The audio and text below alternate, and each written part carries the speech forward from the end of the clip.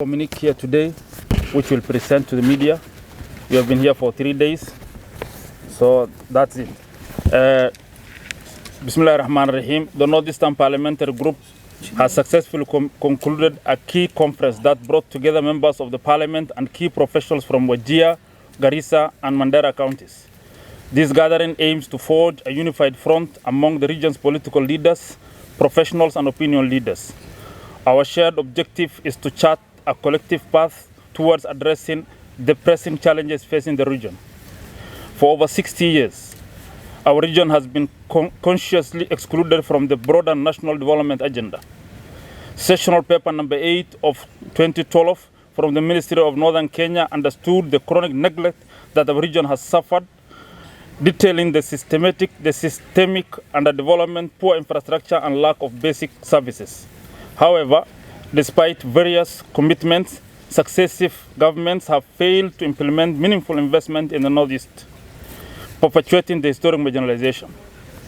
The consequences of this neglect are stark: widespread poverty, poor health outcomes, inadequate educational facilities, minimal economic opportunities, and lack of critical infrastructure. Following a 3-day extensive discussion and consultations among stakeholders, we reiterate our intention to harness collective efforts in calling for action. And these actions are: 1, demand for a comprehensive analysis and audit of the 85% national government shareable revenue. This is crucial. This is critical to understanding the extent of resource allocation and ensuring that our region receives its fair share of national funding.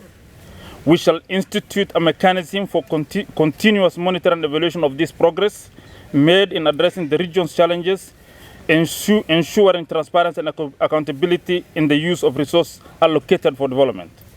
In light of the foregoing, we intend to develop a comprehensive master plan for the northeastern region that aligns with national government development goals while addressing the unique challenges and opportunities in Wajir, Garissa, and Mandera counties. This master plan will serve as a strategic blueprint for economic growth, infrastructure development, and social progress. The aim of this master plan is to come up with a sessional paper that shall guide and shape the national policy of northeastern Kenya to realize our full potential. In addition to the above, the government should remove the annuity program from the Horn of Africa Gateway Development Project and engage other partners to finance the sections Madogashe, Samatar, and Ramu Mandera Road. Also, the government should fast-track the construction of the missing link, such as Moyale Wajir, Moyale Mandera via Takaba, Garissa Liboi, and security roads like Mandera, Lafey, Elwak, Liboi, Lamu, Sakat. Additionally, the government should further construct constituency interlinking roads in Northeastern. Furthermore, the stakeholders resolve as follows: unified advocacy. We are committed to maintaining a unified approach and amplifying our voices and addressing the challenges facing our region. The caucus of MPs from the Northeast will continue to engage actively with the national government and other key partners to advocate for increased investment in critical sectors such as infrastructure, water, energy, security, education, healthcare, and climate resilience. Unity of identity. Appreciating our homogeneity, we restate that the residents of the Northeast are a single ethnic community, the Somali. No apologies to make to that. We affirm that any other recorded references, characterization by the Central Bureau of Statistics and Registrar of Persons is a mischaracterization and identity misinterpretation, misperception, with a singular purpose to disenfranchise the Somali community. Consequently, we ask the relevant agencies to immediately correct the heinous anomaly. Addressing insecurity and extremism, that was another thing we discussed. We recognize that insecurity and violent extremism have severely hampered the region's growth. We will work with security agencies, civil society, and local communities to promote peace-building efforts and enhance security in the region. Climate change and environment. The new member in the House. Recognizing the growing threat of climate change, we will champion initiatives aimed at mitigating its effects, including sustainable land use, water resource management, and investment in renewable energy, and fundraising efforts to counteract the challenges. Increased investment in livestock sector. Immediate enactment of the Livestock Bill 2024 to establish the Livestock and Livestock Products Marketing and Development Authority. We want the government to act with urgency on this bill. And if possible, the president to appoint the chairman to follow the executive orders given by his predecessor, President Uhuru.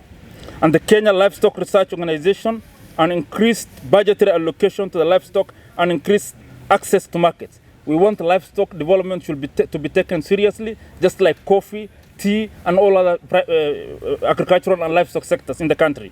Medical insurance scheme. We don't want to be left behind in the new SHA. Engage the national and county government with a view to ensuring that the residents of Northeastern are all covered through a government-financed medical insurance program. The same will not only relieve the ever-blooming medical cost, but also save funds to address emergent household needs. Water. Increase access to water by constructing mega dams. Not only one, but mega dams. A specific case is Butte Mega Dam, which was earmarked for 17 billion. 8 years down the line, this mega dam has not even hit the ground. We want the government to take serious action, and Butte Mega Dam should be a priority in this government. 8, energy. Of specific concern is that, the national grid from Garissa to Mandera. If a line was done from Ethiopia and is going up to Suswa, there's no reason this government should have that a line cannot be constructed from Garissa to Mandera, or the line from Dolo extended to Wajir. Roads. We have said much about the roads. We want the Lapset to be completed and dusted. We want the Garissa-Mandera road done. We want Moyale-Butte done. We want all the interlinking roads in our constituencies done. We want all the sub-county headquarters to have bitumen standard roads. We cannot stomach to see some areas in this country have cabros as their roads, while we are going through harsh roads weather services. 10, investment in human capital. The region faces huge shortcomings in human capital development, with over 200,000 children out of school. 800, I'm corrected, 850,000 out of school. That's why we are missing up on capitation. We want the government to institute a program to increase enrollment, to bring back the children who are affected by floods and drought and who have left schools, and school boarding programs to be fully funded by the national government. 11, strategic partnership. We know a lot of partners are really interested in northern and assault regions. We want the Treasury, the Ministry of Treasury and National Planning to unlock the funds available for the northern region. We know a lot of money is lying there, monies which have been allocated or grants given by donor nations for the last 8 years lying in the Treasury. We want the Treasury to take action, release those funds, complete all the projects which are there, and pave way for development partners. We want partners to come into northern region, open up the potential of this area. Finally, this conference marks the beginning of a renewed commitment to advocate for the region's rightful place in Kenya development agenda. We are not asking for more. We are not asking for more. We are not asking for more. We just want to be given our share fare. We want to be given our share fare. Repeatable share fare. We don't want to be labeled as bandits, terrorists, and refugees. We are Kenyans. We want our unequivocal shares given. Drawing from the unfulfilled promises outlined in sessional number 8 of 2012, we remain steadfast in our resolve to break the circle of marginalization and create a prosperous and secure future for the people of Wajir, Mandera, and Garissa. This is the cry of the camel. If the camel cries, it's a curse. We will curse Kenya government if it doesn't give us our equal share. That's it.